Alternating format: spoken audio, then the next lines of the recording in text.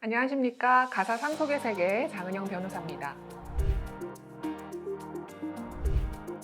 여러분이 보유하고 계신 부동산은 최근 1, 2년 사이 값이 좀 올랐습니까? 아니면 떨어졌나요? 은행 잔고는 작년보다 많이 늘었습니까? 또 보유하고 계신 주식은 최근에 좀 올랐나요?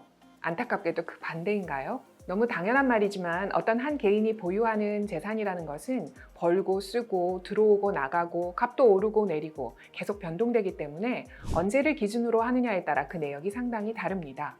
여러분의 작년 12월 1일 기준 재산과 올해 6월 30일 기준 재산은 다르지 않습니까? 그래서 제가 지난 영상에서 소개해드린 이혼 재산분할 사건에서의 분할재산 명세표 있죠? 이것도 당연히 언제를 기준으로 재산을 정리하느냐에 따라 그 내용이 상당히 달라질 수 있습니다. 기준 시점이 바뀌면 어떤 재산은 통째로 빠지는 경우도 있습니다. 그래서 이번 영상에서는 이혼 재산 분할에 있어 상당히 중요한 포인트 중 하나죠. 재산 분할 기준 시점에 관해 함께 알아보도록 하겠습니다. 재산 분할의 기준 시점을 언제로 하느냐에 대해서는 실무상 여러 가지 견해가 있고 각 견해마다 나름의 근거도 있습니다. 그러나 판례는 원칙적으로 분할 대상 재산의 확정과 그 가액 산정의 기준시를 이혼시로 본다고 할 수 있습니다. 이혼시. 이혼에는 협의이혼과 재판상 이혼이 있는데 두 경우를 나눠서 볼까요? 우선 협의이혼을 전제로 한 재산 분할에서는 협의이혼이 성립한 날, 즉 이혼 신고일이 기준 시점이 됩니다. 재판상 이혼을 전제로 한 재산 분할에 있어서는 이혼 소송의 사실심 변론 종결일이 재산 분할 기준 시점이 됩니다. 사실심 변론 종결일이라는 말이 좀 낯설죠. 사실심은 1심과 2심이 사실심이고요. 변론 종결일은 재판을 쭉 하다가 판사님이 자 오늘 이 사건 재판을 마치고 아니면 변론을 종결하고 선고기일은 몇 월 며칠입니다 라고 말씀하시는 그날이 변론 종결일입니다. 그런데 어떤 분이 이런 말씀을 하십니다. 우리 부부는 5년째 별거하고 있고요. 5년 동안 거의 만나지도 않고 각자 벌어 각자 살았어요. 사실상 빈손으로 별거 시작했고 그 후에 순전히 제가 번 돈으로 조그만 집을 하나 샀는데 사실심 변론 종결일 기준이라면 이 집도 나눈다고요? 어떻습니까? 충분히 의문을 제기할 만하죠. 그래서 법원도 이러한 원칙에 대한 예외를 인정하고 있습니다. 판례는 재판상 이혼을 전제로 한 재산분할 기준 시점은 원칙적으로 사실심 변론 종결일이지만 혼인관계가 파탄된 이후에 이러한 기준 시점에 이르는 동안 재산 변동이 생겼는데 이게 부부 중에 어느 한쪽에 의한 후발적 사정에 의한 것이지 혼인 중에 둘이 같이 형성한 재산과 관계가 없다는 등 특별한 사정이 있으면 그 변동 재산은 분할 대상에서 제외된다고 보고 있습니다. 예를 들어 별거하며 남남처럼 산 지 3년 만에 한쪽이 집을 샀는데 그 집을 산 돈 일부가 별거 전에 부부가 같이 노력해서 모은 재산에서 왔다 하면 그 집은 분할 대상이 되겠지만 이렇게 별거 후에 산 집이 별거 전에 두 사람이 일군 재산과는 전혀 상관없는 돈으로 산 것이다 라면 분할 대상 재산에서 제외될 수 있다는 것입니다. 금융자산의 경우에는 또 다른 측면에서 사실심 변론 종결일 기준을 그대로 적용하기 어렵습니다.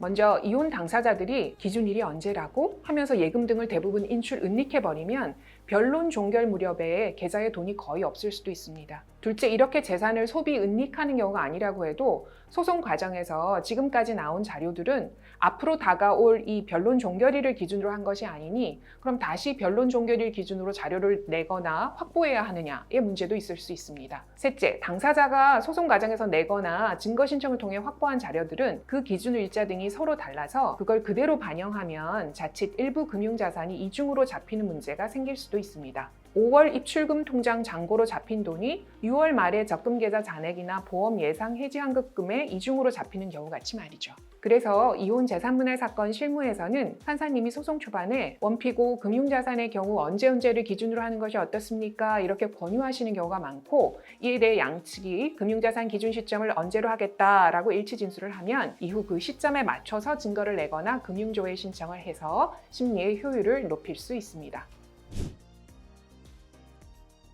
재산분할 기준 시점, 많은 경우 판결문에는 어떻게 기재되고 있는지 판결문 샘플을 한번 보실까요? 3. 재산분할 청구에 관한 판단. 가. 분할 대상 재산 및 가액. 별지 2. 분할 재산 명세표 기재와 같음. 뒤에 괄호 안에 재산분할 기준 시점에 대한 설시가 나옵니다. 재판상 이혼을 전제로 한 재산 분할에 있어 분할의 대상이 되는 재산과 그 액수 산정의 기준 시기는 이혼 소송의 사실심 변론 종결 시점으로 함이 원칙이나 원피고가 이 사건 소가 제기되기 약 6개월 전부터 계속 별거 중이고 금융자산의 경우 기준 시점을 서로 달리하면 중복 합산의 우려 등이 있으므로 금융자산의 경우 이 사건 소 제기 시점을 기준으로 가액을 산정하되 당사자들이 일치하여 진술하는 항목은 그에 따른다라고 되어 있네요. 이 판결문의 사례는 원피고 양측 금융자산은 원고의 소 제기일자 기준 금액으로 가액을 정리하고 부동산 등은 원칙대로 사실심 변론 종결일 무렵에 가액을 기준으로 했으며 다만 당사자가 일치하여 진술하는 항목은 그 일치 진술대로 정리한 것으로 보입니다. 방금 보신 판결문 샘플에서는 양측 금융자산의 경우 원고의 소 제기 시점을 기준으로 가액을 산정했습니다. 제가 이런 내용의 샘플을 보여드린 것은 실제 법원에서 선고된 판결들에서 금융자산 기준 시점을 소 제기시로 한 경우가 비교적 다수여서 그런 것인데요. 실제 개별 사건에서는 해당 사건의 구체적인 내용에 따라 금융자산의 기준 시점을 소 제기 시점이 아니라 가출 시점, 별거 시점, 반소 제기 시점 등으로 보는 경우도 있고 양측이 언제로 금융자산 기준 시점을 하겠습니다라고 합의해서 진술하면 그대로 하는 등 다양한 사례가 있습니다. 여러분, 인터넷이나 다른 유튜브 채널 등에서 별거 기간이 얼마 이상이면 별거 시점을 기준으로 삼고 또 얼마 이하면 소 제기가 기준이다 라는 식으로 말씀하시는 분들도 계시던데 그렇게 말할 수 있는 어떤 공식 같은 것이 있는 것은 아닙니다. 별거라고 해서 다 같은 별거가 아니지 않습니까? 별거를 했는지, 별거를 얼마나 했는지, 별거를 왜 했는지, 합의하에 했는지, 한쪽이 일방적으로 집을 나간 것인지, 또 별거하는 동안 양측은 어떻게 살았고 경제적인 교류 등의 정도는 어떠했는지, 별거나 소 제기를 전후해서 어떤 재산관계의 변동의 내용과 그 경위는 어떠한지 등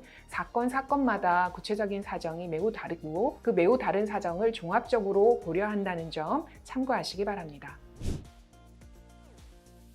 이혼 재산 분할 소송이 가급적 신속하고 효율적으로 진행되길 바라신다면 가능하면 소송 초반에 금융자산의 기준 시점 등에 관해 상대방과 일치 진술을 시도해 보시고 이에 따라 필요한 나머지 증거 신청 등을 하는 것을 고려해 볼 수 있겠습니다. 그런데 소송에서 금융자산 기준 시점부터 팽팽히 맞서는 경우를 보면 이걸 언제로 잡느냐에 따라 대상 재산에 상당한 차이가 나는 경우가 많은 것 같습니다. 가급적 대상 재산을 늘리고 싶어서, 줄이고 싶어서, 어떤 재산을 대상에 넣고 싶어서, 빼고 싶어서 각자 자신에게 유리할 것 같은 기준 시점을 고집하는 거죠. 이렇게 기준 시점에 대해 입장이 팽팽하면 판사님이 나중에 판단은 제가 할 테니 그럼 여러 개 시점 기준으로 한 명세표를 각각 만들어서 내시라고 하는 경우도 있습니다. 그런데 기준 시점이 여러분께 다소 불리한 듯 보이더라도 법원은 기준 시점 이전에 상대방이 은닉한 재산을 여전히 보유하고 있는 것으로 추정한다던가 기준 시점을 전후한 재산관계 변동 등의 재반 사정을 분할 비율, 즉 몇 대 몇 기여도 정할 때 여러분에게 좀 더 유리하게 고려하는 방식으로 보완하는 경우도 많으니 소송 대리인과 잘 상의하셔서 이런 방향으로 주장 입증 전략을 마련해 보시는 것도 좋은 접근일 수 있겠습니다.